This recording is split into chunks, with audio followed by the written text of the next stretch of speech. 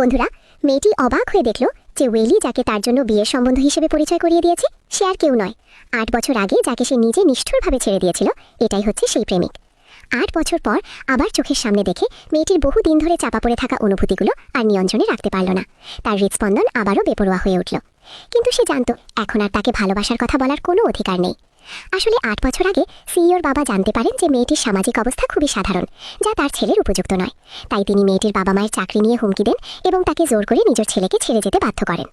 নিরুপায় হয়ে গভীর কষ্ট বুকে চেপে মেয়েটি তার ঘনিষ্ঠ বান্ধবীকে সঙ্গে নিয়ে সিইওর কাছে গিয়ে বিচ্ছেদের কথা জানায়। সিইও বুঝতেই পারল না সে কী ভুল করেছিল, আর মেয়েটি মুখে শক্ত কথা বললেও মনে মনে তাকে ঠিকই ভালোবাসত এবং বলছিল সে ইতিমধ্যেই অন্য কাউকে ভালোবাসে। এই কথা শুনে সিইওর হৃদয় যেন ছিন্ন ভিন্ন হয়ে গেল।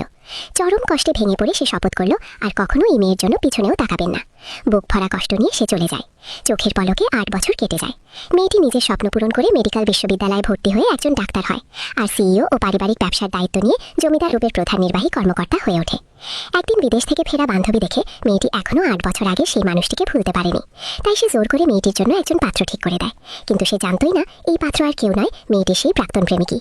যখন দুজন বারে বসে অপেক্ষা করছিল ঠিক তখনই এক সুদর্শন সাজে সিইও সেখানে হাজির হলো।